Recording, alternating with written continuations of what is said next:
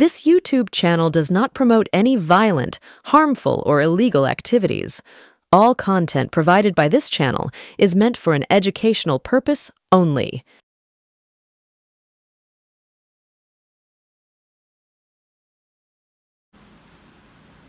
নমস্কার, সুপ্রভাত। শুরু করছি বিশ্বজোড়া বাঙালির আওয়াজ এনকে ডিজিটালের প্রভাতী সম্প্রচার থার্ড আই। কার্তিক মহারাজকে নিয়ে আজকে কথা বলব। কার্তিক মহারাজ যিনি পদ্মশ্রী পেয়েছেন, আমাদের কেন্দ্রের সরকার তাকে পদ্মশ্রী দিয়েছে। গেরুয়া পোশাকের আড়ালে তিনি যে একটি মূর্তিমান শয়তান, সে খবরটা ফাঁস করে দিয়েছে মুর্শিদাবাদ টুডে বলে একটি চ্যানেল। মুর্শিদাবাদ টুডেকে আমরা ধন্যবাদ জানাই, তারা এরকম একটা খবর ফাঁস করেছেন। কার্তিক মহারাজের গুণপনার শেষ নেই, বহু অভিযোগ তার সম্বন্ধে আছে। অবাধ যৌনাচারের কথা তার সম্বন্ধে শোনা যায়। তিনি গেরুয়া পোশাকের আড়ালে তিনি যে মূর্তিমান একজন শয়তান, সেটা কিন্তু আজকে প্রমাণিত হয়ে গিয়েছে। এক মহিলা, নাম প্রকাশে অনিচ্ছুক, ছবি দেখাতে অনিচ্ছুক এক মহিলা, তিনি প্রকাশ্যে বলছেন তার সাথে কি কি হয়েছিল। আমরা তার কথাও শুনব, কিন্তু তার আগে এই যে গেরুয়া পোশাকের আড়ালে লুকিয়ে থাকা শয়তানেরা দেশের বিভিন্ন প্রান্তে আছে, তাদেরকে নিয়ে কিছু কথা বলা দরকার। এর আগে আপনারা বহু বাবাজি, বহু সাধু বাবা এরকম, বা কি বলে পীরজাদা, এরকম বিভিন্ন লোককে ধর্মকে হাতিয়ার করে তারা যে চূড়ান্ত নোংরামি করেছে, তার অজস্র উদাহরণ আপনাদের কাছেই আছে। আমি আলাদা করে কারোর নাম বলতে চাইছি না, কিন্তু এই যে ধর্মের আড়ালে, ধর্মকে মানুষ তার আশ্রয় মনে করে, ধর্ম যা ধারণ করে, ধর্মকে মানুষ আশ্রয় মনে করে। তাই গেরুয়া পোশাককে যারা থাকেন বা যারা ধর্মের কথা বলেন, তাদেরকে আমরা শ্রদ্ধা করি, সম্মান করি। সেই গেরুয়া পোশাকের আড়ালে ধর্মের আশ্রিত, ধর্ম দ্বারা কি বলবো, প্রচারিত, প্রভাবিত লোকেরা যখন আশ্রয়ের জন্য তাদের কাছে কেউ যায়, তাদের সাথে কি ব্যবহার করে, কি নোংরামিটা করে, তা আমরা বারবার দেখেছি। বিভিন্ন বাবাকে জেলেও যেতে দেখেছি। এরকম অনেক ছবি বাজারে আছে। সে ছবিগুলো আর নোংরা ছবি আপনাদের দেখাতে চাই না, সেসব ছবি বাজারে ভাইরাল হয়েছে, সেসব ছবি আপনারা জানেন। কিন্তু যারা এই ধর্মটাকে হাতিয়ার করে যৌনাচার করে যাচ্ছে, লাগাতার ব্যবসা করে যাচ্ছে, তাদের কি হবে? তাদের কি কোনো শাস্তি হবে না? তাদের জন্য কি কোনো শাস্তির বিধান নেই? এই যে একজন বাবা বলছেন যে যারা প্রয়াগরাজে যায়নি, অর্থাৎ এলাহাবাদে কুম্ভ স্নান করতে যায়নি, তারা নাকি দেশদ্রোহী। এর বিরুদ্ধে কোনো স্টেপ নেওয়া হবে না? অনেকেই তো জানি, মোহন ভাগবত স্বয়ং জানি, তার বিরুদ্ধে স্টেপ নেওয়া হবে না। কুম্ভে গেলেই সে দেশভক্ত, আর কুম্ভে না গেলে দেশদ্রোহী। এইরকম বহু বাবা কিন্তু বাজারে ছড়িয়ে আছে, যারা ধর্মকে ঢাল করে, যারা নিজেদেরকে কথাবাচক বলে, সেই কথাবাচিকাকে ঢাল করে তারা কোটি কোটি টাকা লুট তো করছেনই, সাথে মানুষের সাথে অন্যায়ও করছে। এরকমই একটা খবর পাওয়া গেল উত্তরপ্রদেশে।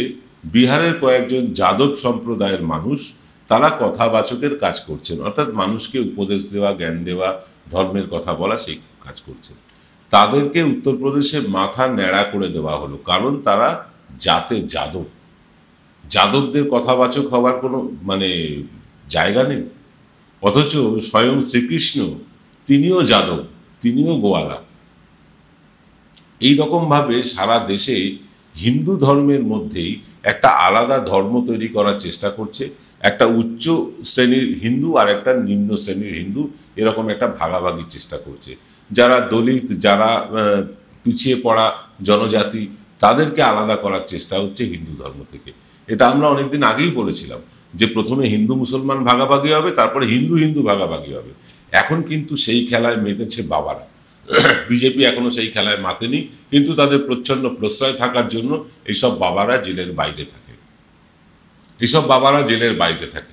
কার্তিক মহারাজ, তাকে দেশের সরকার পদ্মশ্রী পুরস্কার দিয়েছে। পদ্মশ্রী পুরস্কারের জন্য যেটা সিস্টেম, সেটা হচ্ছে যে কোনো জনপ্রতিনিধি তার নাম সুপারিশ করবে কেন্দ্র সরকারের কাছে। আমার খুব জানতে ইচ্ছে করছে এই পদ্মশ্রী মহারাজের নাম কে সুপারিশ করেছিল। যে পদ্মশ্রী মহারাজ একজন অসহায় মহিলাকে চাকরি দিয়ে দিনের পর দিন তার সাথে নোংরামি করে গিয়েছে, তাকে অন্তঃসত্ত্বা করে তাকে ছুঁড়ে ফেলে দিয়েছে, সেই মহান বিধায়ক বা মহান সাংসদটির নাম কি? আগে তো তাকে টেনে আনা উচিত।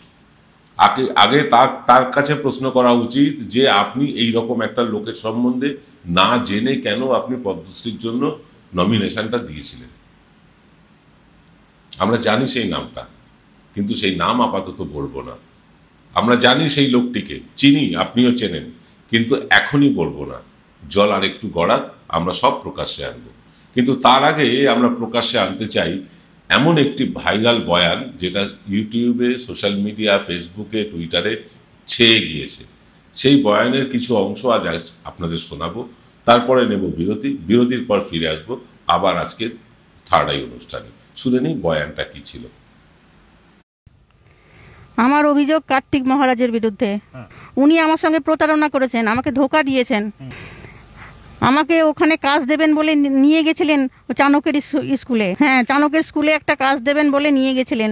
হ্যাঁ, এবং প্রাইমারিতে ওদেরকে বোঝানো হয়েছিল যে ও কিছুদিনের জন্য ব্যবস্থা হওয়ার জন্য এসেছে, ওখানে দিদিমণিদের তাই বলা হয়েছিল। কিন্তু আমি ওখানে যাই ওই সেই আশায়, কাজের আশায় যে আমাকে একটা কাজ দেয়া হবে। দিয়ে আমাকে 5 তলার রুমে রেখেছিলেন। দিয়ে হঠাৎ রাত্রিবেলা একদিন আমার রুমে এসেছিলেন, দিয়ে আমাকে প্রস্তাব দিয়েছিলেন এবার আমার সাথে সম্পর্ক করো। এবার আমি তো বাড়ি ছেড়ে, সবাইকে ছেড়ে উনার আশ্রয়ে শরণাপন্ন হয়েছিলাম। সেই কারণে উনার সমস্ত কথা মানতে রাজি হয়েছিলাম। ওই সময় আমার কোনো উপায় ছিল না উনার কথা মানা ছাড়া। সেই সম্পর্ক মোটামুটি 6-7 মাস অবধি হয়েছিল সম্পর্ক। হ্যাঁ, 7 মাস পর্যন্ত। কেননা আমি তো 12 সালের ডিসেম্বরে ওখানে ঢুকি এবং 13 সালের জানুয়ারি থেকে আমাকে সেশন শুরু হয়। তখন ওই প্রাইমারি স্কুলের শিক্ষিকা হিসেবে ঢুকিয়েছিলেন। এবার আমাকে ওই 13 সালের জুন মাসে আমি যখন প্রেগনেন্ট হই, আমাকে অ্যাবর্শন করানো হয়েছিল। এবং আমাকে অ্যাবর্শন করানোর জন্য হাতে পায়ে ধরা হয়েছিল, আমাকে প্রাণ ভিক্ষা দাও। আমি ওনার প্রতি কি বলবো, দুর্বল হয়ে আমি ওনাকে প্রাণ ভিক্ষা দিলাম। আমি নিজের মাথার উপরে একজন বটগাছ হিসেবে আমি ওনাকে ভেবেছিলাম, কিন্তু উনি আমার মাথার উপরে না বটগাছ হয়ে থাকতে চাইলেন না। উনি তারপর থেকে অ্যাবর্শন যখন হলো তখন আমাকে ছুঁড়ে ফেলে দেওয়া হলো। জয়গুরু রত্নভান্ডার জ্যোতিষ চেম্বার। এখানে গোল্ড মেডেলিস্ট জ্যোতিষী বসেন। হাই কোয়ালিটির আসল গ্রহরত্ন সবচেয়ে কম দামে এখানে পাওয়া যায়। স্থান বেলঘড়িয়া, রানী পার্ক, বটতলা, 2 নম্বর রেলগেটের নিকটে। 9681345722 এবং 9007778922। ফিল্ম বিরতির পর আপনারা দেখছেন এনকে ডিজিটালের প্রভাতী সম্প্রচার থার্ড আই। এই যে মহিলা বক্তব্য রাখলেন, তার নাম, গোত্র, পরিচয় কিচ্ছু আমরা জানি না। তিনি পুলিশে অভিযোগ করেছেন কিনা তাও জানি না। তিনি একটি সোশ্যাল মিডিয়া চ্যানেলে অভিযোগ করেছেন এবং সেই অভিযোগের ক্লিপিংয়ের খানিকটা আপনাদেরকে দেখালাম, পুরোটা দেখালাম না। কিন্তু যতটুকু জানা যাচ্ছে মহিলার কাছ থেকে, যে তাতে মনে হয়েছে এই 6-7 মাস ধরে এই কার্তিক মহারাজ এই মহিলার সাথে যৌনাচার করেছেন, তার সাথে তাকে অন্তঃসত্ত্বা করেছেন, তারপর তাকে ছুঁড়ে ফেলে দিয়েছেন। এটা তো জানলাম, কিন্তু তার আগে মহিলা যেটি বললেন সেটি আরও ভয়ানক কথা। তাকে একটি প্রাইমারি স্কুলের শিক্ষিকার পদে নিয়োগ করিয়ে দিয়েছিলেন এই কার্তিক মহারাজ। কার্তিক মহারাজ কোন ক্ষমতা বলে কাউকে প্রাইমারি স্কুলের শিক্ষিকা নিয়োগ করতে পারেন, সে প্রশ্ন তো উঠবে। আমি জানি না মহিলা পুলিশে অভিযোগ করেছেন কিনা। পুলিশে অভিযোগ করলে কার্তিক মহারাজের প্রথমেই পদ্মশ্রী কেড়ে নেওয়া উচিত।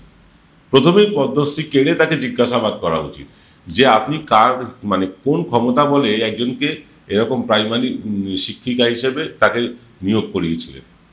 এই যে শিক্ষায় দুর্নীতি, শিক্ষায় ঘুষ নিয়ে চাকরি দেওয়া হয়েছে ইত্যাদি ইত্যাদি তো বলা হচ্ছে। এরকম নোংরামি করেও তো কিছু লোককে চাকরি দেওয়া হয়েছে। কারা এইভাবে চাকরিগুলো দিয়েছে, কিভাবে দিয়েছে, তার পূর্ণাঙ্গ তদন্ত আমরা দাবি করছি সেই মহিলার কাছে, ভদ্রমহিলার কাছে, যিনি অকুতভয় হয়ে তিনি বলেছেন, যদিও ক্যামেরার দিকে পিঠ করে বলেছেন, কিন্তু তাও তিনি বলেছেন। আমরা চাই তিনি প্রশাসনের দ্বারস্থ হন, প্রশাসনের কাছে লিপিবদ্ধ করুন তার সমস্ত অভিযোগ, তারপর শুরু হোক তদন্ত। আর তদন্তে যা বেরিয়ে আসবে তাতে যদি মহিলা সত্যি বলে থাকেন কার্তিক মহারাজের শাস্তি হবে, আর যদি মহিলা মিথ্যে বলে থাকেন তাহলে সেই মহিলারও শাস্তি আমরা দাবি করছি। এর পূর্ণাঙ্গ তদন্ত হওয়া দরকার। কারণ এই রকম গেরুয়াধারী কিছু মানুষ যারা মানুষের সাথে প্রতারণা করছে, তাহলে গেরুয়ার উপরে মানুষের তো ভরসা, আশা যা কিছু আছে সব উঠে যাবে। কারণ গেরুয়া শুধু বিজেপি দলের তো প্রতীক না, গেরুয়া হচ্ছে ত্যাগের প্রতীক, আমাদের জাতীয় পতাকার প্রথম রং। সেই গেরুয়া পোশাক পরে যারা এই ধরনের অন্যায় করে সেটাকে ক্ষমাহীন বললেও কম বলা হয়, তাদের চরম শাস্তি হওয়া দরকার। যদি মহিলার কথা সত্যি হয়ে থাকে, যদি মহিলা সত্যি বলে থাকেন, মানে ইমিডিয়েট আজকের মধ্যেই কার্তিক মহারাজকে পুলিশি হেফাজতে নিয়ে জিজ্ঞাসাবাদ করা উচিত এবং তাকে পদ্মশ্রী কে পাইয়ে দিলেন, কার কথায় তিনি পদ্মশ্রী পেলেন, তাকেও জিজ্ঞাসাবাদ করা উচিত। এবং এখানেই আমরা দাবিটা শেষ করছি না, আমরা বলছি তার পদ্মশ্রীকে ইমিডিয়েট তুলে নিতে হবে। যে গেরুয়া পোশাকধারীর সম্বন্ধে এই ধরনের অভিযোগ থাকে তিনি পদ্মশ্রী পাওয়ার যোগ্যই নন, অভিযোগ থাকলেও যোগ্য নন। আমাদের স্বামীজি গেরুয়া পড়তেন, আমরা তার আদর্শিত বাঙালি, তার আদর্শে চলার চেষ্টা করে বাঙালিরা, আর তার পোশাকের রং ধার করে কেউ এরকম নোংরামি করবে সেটা তো বাঙালি মেনে নেবে না, মেনে নিচ্ছেও না।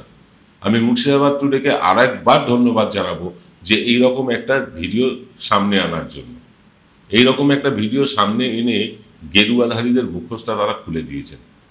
এইরকমভাবেই কিন্তু বহু জায়গায়, শুধু এই কার্তিক মহারাজ না, এরকম বহু আশ্রমে, বহু মঠে, বহু জায়গায়, ধর্মস্থানে এই মহারাজেরা, সাধুরা, তারা সাধুর আড়ালে শয়তান হয়ে ঘুরছে। এইটা কিন্তু সারা ভারতবর্ষ জুড়ে হচ্ছে। আর এর যদি প্রতিকার এই গেরুয়া সরকার না করে তাহলে গেরুয়া সরকারের ওপরেই তো মানুষের আস্থা উঠে যাবে। পশ্চিমবাংলায় মানুষের আস্থা নেই অনেকদিন আগে থেকেই, কিন্তু সারা ভারতে বহু মানুষ তো তাদের ওপর আস্থাশীল, সেই আস্থা কি আর থাকবে? এই প্রশ্ন আপনাদের কাছে রেখে গেলাম। এবেলা এ পর্যন্তই, দেখা হবে বিকেলবেলা প্রবীল প্লাসে ঠিক বিকেল 5টায়। তবে আপনাদের একটা ভালো কথা বলি যে আগামী শনিবার আমরা কিন্তু ওপেন ফোরাম আনছি না, আগামী শনিবার আনছি আমাদের জনমত সমীক্ষার প্রথম পর্যায়। আমরা তো 3বার জনমত সমীক্ষা করব বলেছি আপনাদেরকে, তার প্রথম পর্যায়ে প্রথম পর্বটা আপনারা আগামী শনিবার দেখতে পাবেন এনকে ডিজিটালের পর্দায় রাত্রিবেলা ঠিক 8:30টায়। 8:30টায় আগামী শনিবার এনকে ডিজিটাল টিউন করতে ভুলবেন না। সকলে ভালো থাকবেন, নমস্কার।